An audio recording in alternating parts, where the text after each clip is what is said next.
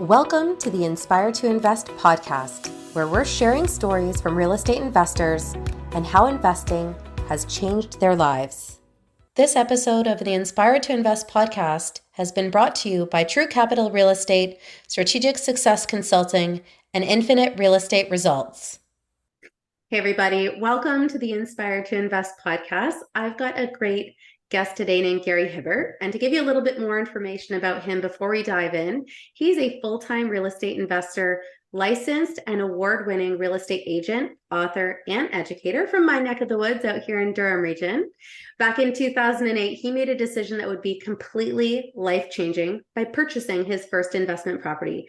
And through hard work and dedication, he left the corporate world to become a full-time real estate entrepreneur. Now, he not only has a large real estate portfolio, he's off to his short-term rental in Mexico tomorrow, so I'm sure he can tell us all about that. But he's also a brokerage owner and operator and a mentor focusing on inspiring the same change that transformed his life, which makes him a perfect guest to be on Inspire to Invest. So welcome here today. How are you? Well, thank you. Thank you very much for having me here. I'm great. I'm doing good. You know, even with everything that's happening in the world today, I'm finding ways to pivot and adapt, and I think that's always the most important thing, right? Is that the one thing that's always constant is change. And so once you get comfortable and familiar with that, it's a good and easy way to continue to keep navigating through this thing called life. Yeah, and it sounds like you got started during a bit of a crazy time. You mentioned that you bought your first rental property in 2008 when obviously the housing market was kind of going through a pretty big collapse in certain parts of the world. So maybe we can start back then and why you decided that that was a good time to get started in real estate investing. Yeah, so the reason why I ended up getting into real estate investing at that particular time, and it wasn't so much I said, okay, well, I think this is the right time to do it. It was more of I found myself in a situation where there was more month than money. Yeah. I couldn't keep up with, at the time, I didn't understand it, but eventually started figuring out, and I did figure out in 2008 that it was inflation. I couldn't even keep up with 2% inflation at that time. And the one thing that continued to bail me out was my primary residency. And I was like, you know, if this thing bailed me out 3 times, what if I had one more? And so where that all changed was I went into my financial advisor's office that day to take all my debt, put it into my mortgage. And she's like, Gary, you obviously do not know how to handle your home equity line of credit. You do not know how to handle your lines of credits, credit cards. And I'm like, get rid of them all. And so essentially I kind of closed it all up. And that was when I saw the index chart and saw inflation and what it was doing. And it's like, okay, real estate is the way to go. Yeah. And I did everything I could at the time in 2008 to buy my first investment property. And the first one I did was actually with a friend of mine. And it was like $200,000 in Oshawa. And I did a joint venture. It was like on a little piece of paper. Honestly, it was like just a piece of paper. We wrote down a couple of things or whatever. And that was how I first started. And I never looked back after that. I started understanding what real estate was all about and being a landlord and handling tenants and all that other fun stuff that come along with it. Yeah. Now, do you still have that rental property today? I don't. I'm trying to remember. That's a good question now. I offloaded that one, I think around maybe 2016, 2017. Yeah. So I had it for a good while. Okay. So you started with that, just a single family home, renting it out. Yeah. How did you then accelerate that into becoming a full-time real estate investor and transitioning completely? Yeah. So then what ended up happening was after that first property, so it was actually an illegal 2-unit. So, yeah. Listen, man, there wasn't no classes I was attending back then. I was just saying, hey, just buy a property. But here's the one thing, though. After a couple of years, I did actually convert it into a legal 2-unit. So I did go through the city. They had at that time in Oshawa, they allowed people who had illegal 2 units to come forward and make it easy for you to legalize it. And so there wasn't a whole lot at the time that I had to do. And then I got the certificate, which was great. How I transitioned into additional investment properties is that the second property I bought was in Scarborough, and I did that with my brother-in-law. Learned a lot then with the importance of screen and tenant. So the tenant that I ended up putting in the basement, I didn't even do a lease agreement or nothing, just put him in. He just gave me some cash, and I was like, man, this is such an easy game. Oh God. Why more people? And that was when I understood the importance of screening tenants effectively and properly. And so we ended up offloading that one.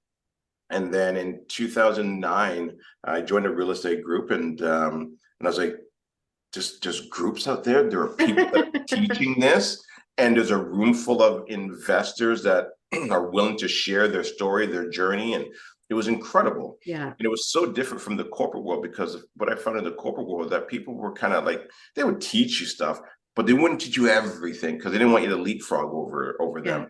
And but in these rooms, people were willing to share everything. Yeah. Like, this is incredible. And so then from 2009 until 2014, we bought like 19 properties. Wow. And it were they wasn't all so much. were they all joint ventures like the first two? Many of them were. Yeah, Yeah. many of them were. I would say, I think probably like 90% of them were joint ventures. So I started learning because I didn't have any money.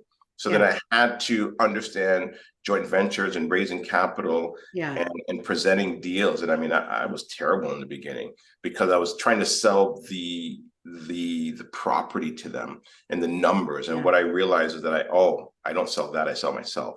Yeah. Oh, And I also I think what it can do for them, right? Like how exactly. that changed your life and how that can really start to impact their life in the bottom line, right? Yeah, but you know, the number of homes that I bought during that time is not really that important. I just say that because I use a whiteboard and I talk about that all the time. And I'd written down that I wanted 20 properties. I don't know why I stopped. I think it was just because I now understood that it wasn't about, oh, you have to have the money. And it was also because I started to understand to believe in myself and to write down what I wanted. That was Yeah. the more important thing, not the financial piece of it, but more of the believing in myself. Yeah. And then 2014, I then left my full-time job and then just went into real estate investing and teaching and helping other people. You Go mind if down we the path. step back just quickly? So you're talking Sure. about the joint ventures. Now, Yep. did you line up the properties first and have them under contract before you approached possible joint venture partners, or did you have people lined up that you knew might be interested and then you went out and found the property? Yeah, I did a combination of both. So I've started trying to understand how to have the conversations. And so I Mm-hmm. had, in the beginning, maybe one or two people that were lined up. But then what I started doing was then finding really good deals. Mm-hmm. And then what I would do is I would then share them, because then we started Smart Home Choice, and then we had members as well too, Yeah. and then present these opportunities and deals to them, which then also created other additional opportunities and joint ventures by doing it that way as well. Yeah. So yeah, that's pretty much the way that I did it. Yeah. Now that took you up to 2014. So now did Yeah. you make the jump from single family into multifamily, or that I guess what's the last 9 years looking like? Yeah. So then we went from 2015, then we started going in more into the 2 years. So prior to that, it was mostly rent to own. I did a Yeah. lot of rent to own. Wow. So I actually wrote a book on rent to own. We've probably done about, I don't know, maybe about 70 rent to own deals. Wow. And whether some of them keeping ourselves and other ones we would actually wholesale them to other investors. Yeah. And then from 2015, then we got into the single family home conversions, the BRRRR. And I remember seeing all these BRRRR things coming, like, what the heck is this BRRRR? And I was like, okay, well, now I know everybody knows what it is now. Yeah. And so we started doing that, and then we started teaching investors that methodology, because the single family homes, they weren't working that well anymore. You needed that additional income to make these properties cash flow. And then we went from Durham to Peterborough in around 2016, 2017, somewhere around that time frame. Yeah. Because a lot of Toronto agents were coming out and just crushing us. And so we found a new marketplace for our investors, went to Peterborough and did a lot of conversions out there. Yeah. And the numbers just made so much more sense. And then this is another pivotal moment. In 2017, I then started taking a look at, well, what's next? Should I do multifamily? And I did some classes on that. And we're like, okay, this is the path that we're going to take, go down the multifamily space. And I remember going to this Christmas party, and I was having a conversation with one of my mentors at the time. And I told him, like, yeah, he goes, like, what do you got planned for next year? I'm like, God, I'm gonna get into multifamily. And he goes, that's one way of doing it.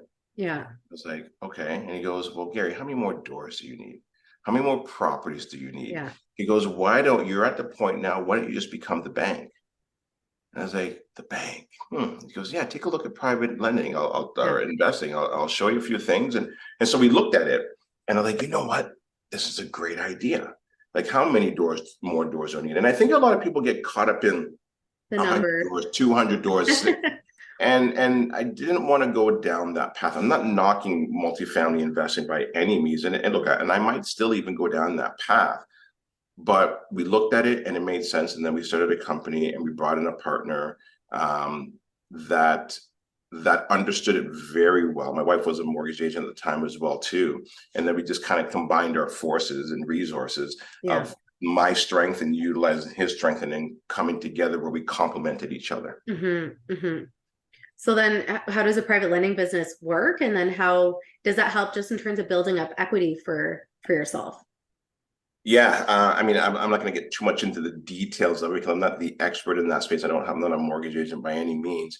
But what that did was it helped me create additional cash flow, which it allowed me to then free up some additional time to focus more on things that I enjoyed doing, which was the mentorship, growing smart home choice.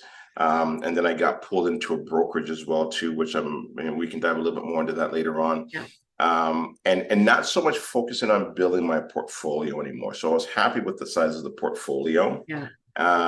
And then just kind of moved more into the private lending space. And so when deals would come up, I would lend my money out. Yeah, I mean, that makes sense because I know a lot of people that have these really big portfolios, sometimes even in the range of, $100 million plus, but they literally seem like they're struggling and they have no money. So they're equity rich, but they're cash poor, right? So I think it's so important to have that balance where sometimes people can come in from either end. But at the end of the day, you want to have that equity down the road, but you still have bills to pay, still have a life to live. So it's important to have all those different streams of income just to make sure that you are protected and you can really take care of yourself. And that's a good point that you bring up, right? I remember I saw this quote not too long ago from Ross Perot. He said, being an entrepreneur lies on the razor edge of success and failure. Yeah. And so what happens is, when you first start out, you're like, man, if I can just get $5,000 a month, my whole life will change and I'll be fine. And then you get there and all of a sudden like, oh, well, you hired an admin or you hired this person, or now you have an operations manager. Now it's not 5,000. Now you need 10,000, you need 20. And so you're always fighting this balance as you continue to grow. And that's part of it all, right? And so you got to be careful of how fast you grow, how you're growing, and what your end goal is as well too. Now, it sounds like you've had quite the journey in the last 15 years. When you look back at everything, is there any one thing that stands out to you that you feel like is your biggest success? Yeah, I would say I went from waiting to not waiting. I went from waiting for the right opportunity, waiting to be invited to the table, waiting for the interest rates to be at the right level, waiting for opportunities, anything to present itself. And you know what doesn't wait for you, Serena, is fear doesn't wait for you. Your bills don't wait for you. Depression doesn't wait. Anxiety doesn't wait. And what I realized was that it was purpose. I was lacking purpose. I was lacking a vision and a dream. And that's really what changed for me. And so if I really kind of go back, the start of it all was the mindset piece. It was listening to Jim Rohn. It was listening to Brian Tracy. It was listening to Zig Ziglar. It was listening to those people that changed my mindset.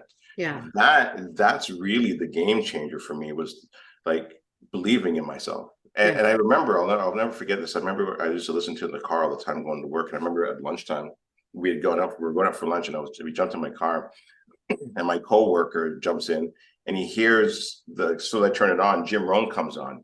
And he's like, you listen to that? And I'm like, no, it's not mine. It's my wife's. So But my mindset wasn't there yet. I was getting there. Yeah. But I was like, because sometimes you hear that stuff, people believe that it's just this like wishful thinking or it can't happen to me. Let me tell you, 100% it can. But you've got to feed your mind the right information. And especially I would even say even more importantly now with the news and social media and what you get bombarded with. Yeah, it's kind of hard to escape it. So I mean, I went to school for journalism even, right? So the news was always on, had the paper for a period of time way back when. But I think now it's like there is a lot of doom and gloom. So I think you really just have to focus on what your objectives are, what your goals are, what's positive, surround yourself with all those people that are aligned and, like you said, like-minded thinkers and stuff like that. Yeah, 100%, right? Because there's so much fear. And I had a conversation about this earlier today, where I was making quicker, faster decisions in 2010 to 2014 when I knew less, and I was just focused on the mindset. Because Yeah. if you remember back then too, and people don't remember this, there was a lot of fear in the market because they're like, well, the US got hit, come Canada get hit. Canada's going to get hit, interest rates are going to go up. And there was a ton of fear, and people forget that. But you look back and like, well, of course you should have invested back then. That made so much sense. Yeah. And so I believe now you're going to see some phenomenal opportunities. You are seeing phenomenal opportunities, right? Yeah. But I see it now where I see so much information now. And now even for me, it kind of freezes me a little bit as well too. Yeah. I'm like, okay, hold on a second. Why am I being frozen here? Oh, because I'm looking at this data point. I'm looking at this chart. And of course the chart has to come down. And so you got to be careful of what you're looking at and paying attention to, right? And focus on the mindset and just go take action. And I think it's important to think that right now, if you're to buy something, for example, and the rates are high, you kind of know what you're dealing with. I think for the investors that are struggling right now might be the ones that got into the market 2-3 years ago, and maybe they thought they were running their numbers conservatively, but nobody dreamed that interest rates were going to triple in a year, right? So they probably didn't factor that in. So I think some of those companies or people could be struggling in a way that for anyone walking in right now, you'd have to think like they're probably going to be extra conservative, but they know what they're dealing with, and things have only got to get better. And you know what, but I will say this though, to those people that jumped in 2020 or 2019, 2021, welcome to the game. Yeah. At least you're playing, and you're not watching. And you're learning. And I can guarantee those ones that stick around for the next, say, 5 or 10 years, they're going to have some great stories, and they'll be fine. You just have to fight through it and struggle a little bit. But there's things you can do. You can get partners to come in, you can get cash injection, you can see what's higher and better use for your property. Don't just say, oh, well, this wasn't for me and my coworkers are right. It's very easy to do that. And then all of a sudden, friends and families are like, told you. Yeah. The naysayers. Now I know you talked a little bit about some of your challenges in the early years, just not qualifying tenants and stuff like that. When you look back at everything, what would you say are a couple of the biggest lessons that you've learned and your takeaways from them? Oh, the biggest lessons that I've learned is it's okay to fail. It's okay to make mistakes. It's okay to fall down, just as long as you get back up.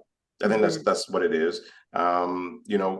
When I take a look at like each year, I throw a lot of things at the darts and at the dartboard, and there's only maybe 2 or 3 that really stick. And so that's really what I think it comes down to. Just try different things, learn different things. Fail early, fail fast, right? And learn from those mistakes and move forward. Don't be scared of failing. I think that's the biggest thing for me, and don't be scared to try new things like public speaking. I hated public speaking. I still, even at times, like when people ask me to come and do a talk, I'm like, okay, fine. I believe you now. I mean, when I went to your event, I thought you were very natural and felt really comfortable, but it takes time to work towards being that way. It's not like anyone just probably walks that way for the very first time. No, I have the same fears like anybody else does, right? I want to make sure that I'm delivering the best message, but it's part of life. It's part of things, and it allows you to push out into your uncomfort zone. But when you're able to do that, you can come back to a comfort zone. And then you can push again, right? Think about it like this as well too. When you go to the gym, why are you going to the gym? To make your muscles fail. You're getting to the point of 10 push-ups and you can't do anymore. Now you've failed. And then it's allowing you to go back again to say, 2 days from now, I can do 12 push-ups now. And so if you take that approach and apply it to life, the same thing. Just apply it. I think it's all in how you look at it, right? 100%. Now, would you say there's any one thing that was the biggest obstacle that you've had to overcome? Man, there's been many different obstacles that I've had to overcome over the years. The one that sticks out, I would say, it was a difficult one, and I think a lot of people can maybe resonate with this, is if you're doing it with your spouse. That's difficult when the other partner doesn't want to do it, or they think that it's not going to work. And so then how do you overcome that obstacle? How do you get on the same page as your partner? And the best way to do it, at least that I found, there's two things. Number one, do the DISC analysis. So for real estate agents, a lot of them are familiar with this. It's a personality test. So what type of person are you? DISC is so important. Yeah. Now I know what that is, but for someone that's listening that doesn't know, can you just overview like what the acronym stands for? Sure. Yeah. So D is like a driver. They just get it done. I is like an influencer, somebody who has like that vision of where things are going.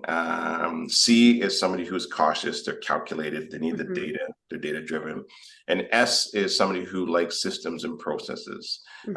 And so, if you're like, say, a CS, those are usually they're good at admin roles. And I'm not trying to say that somebody who's not like a CS can't do it, obviously, but they're usually pretty good. An I is somebody who's like kind of like that leader and like, this is the vision, this is where we're going, and also D's as well too. But I highly recommend that you do it, and also good too, like if you're building that business, is to do those DISC analysis for people that you're hiring as well. It really does help put the right people in the right positions in your organization. And then the second thing was the whiteboard. Here's a reason why the whiteboard, what's the whiteboard, or your agenda or a piece of paper, whatever, is it allowed us to dream together. It allowed us to say, where are we going this year? And every year we sit down and we go through that and we argue and we have different ideas on where we want to go and where we want to grow personally or in the business. But at least we're hashing it out. And it's a communication. So the communication is so important at the beginning of the year. Okay, fine. This is what we're going to do this year. And everything else that comes in, we're not paying attention to it because this is what we said we're going to do this year. So I would say that's probably the biggest obstacle that I think most couples will face. Yeah, I can resonate with that. I had a mentor that once said, if you don't know where you're going, then you could end up someplace else. So I think that is extremely important, whether you're working individually or as a couple, but I think extra important when you are in a relationship so that you guys are aligned with your goals. For sure. Yeah. And if you don't know where you're going, you fall into somebody else's design, and guess what they have designed for you? Not much. A job. Exactly. So I guess with that, we're just going to take a really brief break for a word from our sponsors, and we'll be right back. Hi, my name is Carlene Sue, and I'm the CEO of True Capital Real Estate. Our mission is to help busy professionals build lasting wealth. We focus on multifamily purpose-built rentals as a strategic and accessible investment strategy. Our goal is to demystify real estate investing and be your trusted partner to handle all aspects from beginning to end. Because after all, it's not actually about real estate. It's about having a robust and secure financial future so you can focus on the people and things that you care about the most. Thanks again for following along with this episode of Inspired to Invest. In addition to real estate, investing, and running my own brand experience agency for 18 years, I also published a book called The Accidental Entrepreneur in October of 2021. This is my story, and it chronicles how I turned tragedy into triumph to embrace my destiny in entrepreneurship. If you're interested in picking up a copy, you can find the link at serenahomesrealtor.com, and you can also find my link tree with all of the retailers in the details below. Thanks again for your support. Hey, I hope you're enjoying the podcast, and we'll get you right back to it. But I have some exciting news to share. Myself from Strategic Success and Corey McKinnon from Infinite Results have banded together so we can bring to you an amazing platform where you can learn and grow and have support on your real estate journey. We're building a community, we're building the help and the support, we've got the coaching for you, we've got the content. So if you want more information and see how it can help you on your journey, click the link below in the show notes or click the link in my bio for more information. Hey everybody, welcome back to the Inspire to Invest podcast. I've got Gary Hibbert with me today, and he's talking about his journey as a real estate investor over the last 15 years. You've talked about some of your successes and challenges and obstacles. Now, what I want to know is what's the absolute craziest thing that's ever happened to you as a real estate investor so far? The craziest thing. I would say probably a little bit earlier on. I remember we put a tenant in one of our properties, and it was against our gut. We knew, and we put them in. It was like, I knew it. Expenses were going off. Yeah. And you know what? For 3 years, it was about 3 years. It was nonstop N1s and going to the landlord and tenant board, and all the late rent payments, just everything. But what was good about it, when I look back at it, is hey, I learned how it worked. I Yeah. understand the system. It allowed me to write a guide on how to screen tenants Yeah. and what I did wrong. And then they finally did a midnight run, and we went in there. We went in there, and man, it was a mess. They destroyed it. They destroyed the home. I remember opening up the bathroom. Those big green flies. There was about like 6 of them, 7 of them that flew out of there because the city had turned the water off on them for like, I don't even know. I think it might have been like 3 months. Oh, wow. So they had no running water. They weren't even flushing it. They was going there and do what they got to do. And it was a mess. It was a mess. And so we had, I think, about 2.5 bins of garbage we had to pull out of there. Yeah. Completely gut the whole entire place. I think we put about 25 thou into it, which was at the time, it hit the pockets. Yeah. Well, and then we ended up selling it, and I think we made, I'm trying to think now, about almost 200 thou in it. So was it really that bad of a story? Yeah. Yeah, I mean, it's just not nice to walk into something like that. No, 100% it's not. Do you think that when you think of that tenant now, like you had your instincts going off telling you this isn't the right fit, like what would you have done differently, like looking back now? Like, was it just that you were in a rush to get it rented, or was there something in particular that made you feel that way? Like, yeah, there's a couple things. Number one was I was using, and they were playing with my heartstrings, and so I was using it was the emotional part of like, okay, let's give them a chance, let's help them out. Yeah. As opposed to the fundamentals, the documentation, the income that they make compared to the rent that they're going to be paying. Yeah. And so when you kind of take the emotion piece out and just look at the data and the facts, that's always the best way to go. And trust a little bit of your gut as well too. If your gut's kind of saying something to you, just dig a little deeper to get the information that you need. Don't be scared. Don't rush into it. It's okay to keep your property vacant I'd rather keep it vacant for another 4 weeks, 6 weeks to get the right family in there. Yeah. Yeah, no, I think that makes perfect sense. Now, obviously, you believe in mentorship and mindset and all of those good things that come along with coaching. Yes. What would you say is the best advice that you've received? Sticky notes. That was a really good one. So sticky notes was, putting a sticky note on your mirror. Smile today. Be grateful today. Put a sticky note on your refrigerator. All right. Drink a glass of water. Yeah. Right. Put a sticky note wherever you need to put a sticky note, right? On your computer, turn off notifications. So it's just those little quick friendly reminders. And I did that. I don't have them around now, but it got me into those habits. Yeah. Right. Like go for a walk, get up in the morning, go for a walk. Like it's those little small, the difference between success and failure sometimes is just inches. It's not much. It's just those little small things that you decide to do, like getting up and, I go to yoga. I get up. I don't want to go. Yeah. And 6 o'clock in the morning and I'm in my car and I'm driving there and it's dark and I'm like, what am I doing? But I can tell you this, it's so rewarding and it allows you to clear your mind. There's no notifications. Nobody can get you. I'm not thinking about my businesses, because I'm trying to figure out how do I twist my body into this position she's asking me to do. Right? And it also sets the tone for the day, right? 100%. I mean, I was always really inconsistent working out. Like I've had a home gym for a long time, but when work got busy, I could sit down and work for an hour at 5 a.m. instead of working out. But now I've been like 3 years on track. I've probably only missed a couple weeks each year, but it's one of those things, like if I miss it, like I pay the price, like my energy is not the same. Like my mood is not the same. So it's one of those things that, it obviously pays you back tenfold. Oh, 100%. It reminds me of Brian Tracy, right? Like eat the frog. Yeah. And it's really like this, get rid of that big thing at the start of the day. So it feels like you've accomplished some things. And then when I get back home, then I also try to take on at least 1 or 2 big things that is on my important list. Yeah. And that's tied to my whiteboard. So it feels like I'm making headway and traction.